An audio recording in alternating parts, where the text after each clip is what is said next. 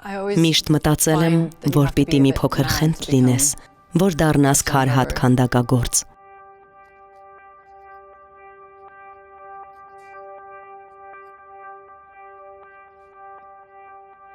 Այլևս վերածննդի դարաշրջանը չէ, այլևս հիմնական շինանյութը քարը չէ։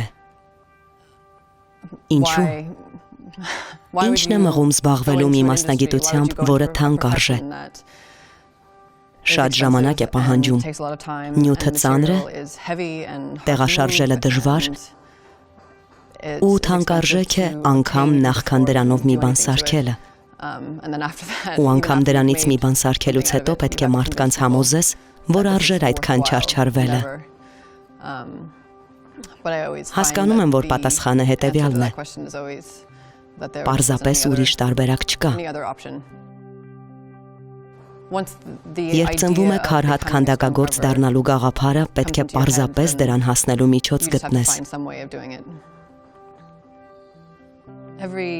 Յուրաքանչյուր նախագիծ սովորաբար սկսվում է ինչ-որ մի էսքիզից։ Ու եթե բախտդ բերում է եւ ունենում ես կենդանի մոդել, սկսում ես կավե մոդելից։ Եթե գլուխ է, ունի բոլոր ելուստները, ականջի ծայրերը, քիթը, կզակը, կտեսնես ծնոտի ուրվագծերը, վերանրակային փոսը, գլխի գագաթը, քթի կորությունը, կզակի կորությունը, ու բոլոր անկյունները, ինչից կազմված է մարդու դեմքը, այսպես ասած, երկրաչափական գլուխը։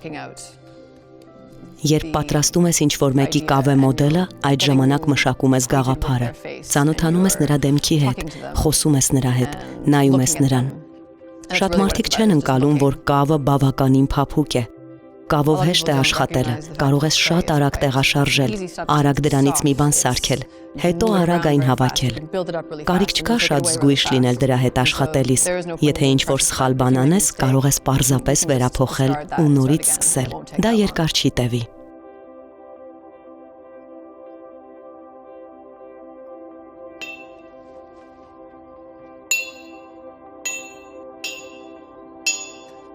Եթե պատկերացնում ես ինչպես պետք է ինչ-որ բան անես, ունես դա անելու հմտությունները, կարող ես իրականացնել ուզածդ։ Աչքերիդ ու ձեռքերիդ շնորհիվ երևակայությունդ իրականություն է դառնում։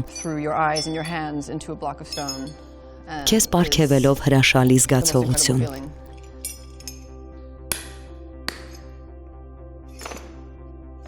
Քարհատ քանդակագործներին հաճախ սովորեցնում են, որ պարզապես քարից ինչ-որ բան տաշելը բավական է, որ պարզապես հողից պոկված ինչ-որ բան վերցնելն ու դրանով ինչ-որ գեղեցիկ բան ստեղծել կարողանալը բավական է։ Բայց այլ ոլորտի արվեստագետներ այդպես չեն մտածում։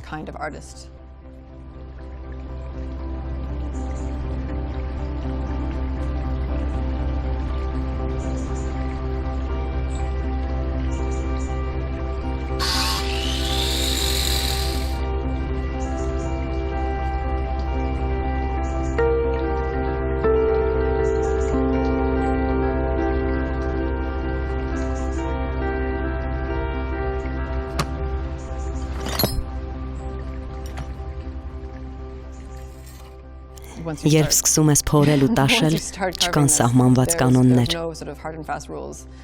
Հիմնվում ես այն փաստի վրա, որ կարող ես նայել, չափել, ունես այս կամ այն անելու բնազդը։ Ու եթե կարող ես նայել ինչ-որ բանի ու դա փոխանցել ձեռքերիդ, դուրին ստիպել անել այն, ինչ դու ես ուզում,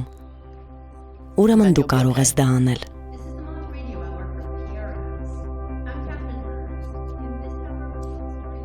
Եթե կավի հետ ես աշխատում կամ կավից քար անցումն ես անում, հաճախ միտքդ բավականին, ոչ քաոսային, բայց շատ որոշումներ ես կայացնում, հավանաբար մինչև այդ գործի վրա աշխատելու վերջին օրը։ Անընդհատ որոշումներ ես կայացնում։ Շատ ներքև եմ տանում, ինչ եմ անում, դա ինչ չափում է, որտեղ է սա։ Մտքովդ ամեն տեսակի բան անցնում է, շատ արագ ու անգամ չես էլ գիտակցում այդ ամենը,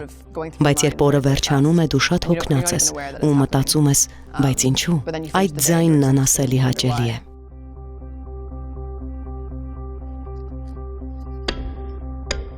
Անգամ շատ մարդիկ, որոնք քարհատ քանդակագործներ չեն, անդրադառնում են դրան։ Ու այն զգացողությունը, որն ունենում ես, երբ լավ սրված դուրը սահուն ու հստակ կերպով մտնում է քարի մեջ, այն անցումը, երբ նայում ես քարին ու ձեռքերիդ հրահանգ ես տալիս ինչ-որ բան անել, երբ ձեռքերը դուրին ու մուրճին են ինչ-որ բան անելու հրահանգ տալիս, երբ տաշում հանում ես ճիշտ քանակությամբ քար ու կարողանում ես ստանալ հենց այն, ինչ ուզում ես, ամենահաճելի զգացողությունն է։ Մարդու դեմքի վրա, չնայած որ պիգմենտային տարբերություն կա, չկա սահմանագիծ։ Հասնում ես շուրթերի եզրին ու ինքնաբերաբար շարունակում ես։ Ու եթե փորձում ես տարբեր ստեղծել, դեմքը տարօրինակ տեսք կստանա։ Մաշկը, այսպես ասած, համասեռ է, անհարթ է, տեղ-տեղ ձիգ է, տեղ-տեղ թոշնած։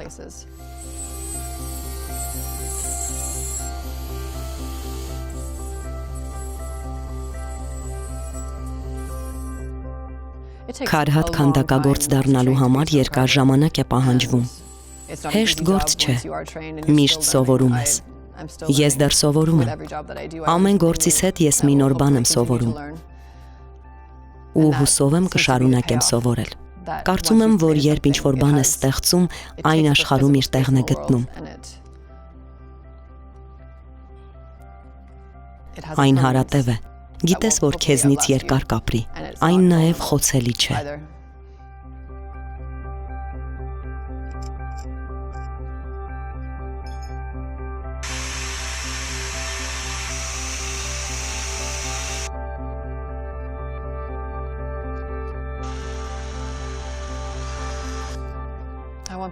Ուզում եմ, որ մարդիկ տեսնեն, որ ես նյութը հնարավորինս զարգացրել, մշակել եմ։ Միգուցե ուզում եմ, որ մարդիկ դրա մեջ իրենց տեսնեն։ Միգուցե ուզում եմ, որ նրանք մտածեն, թե ինչն է մղել ինձ քանդակելու դա։ Միգուցե ուզում եմ, որ մարդիկ վիճեն այն հարցի շուրջ, թե ինչու եմ ստեղծել հենց այնպես, ինչպես ստեղծել եմ։ Թե որն է պատճառը ու նպատակը։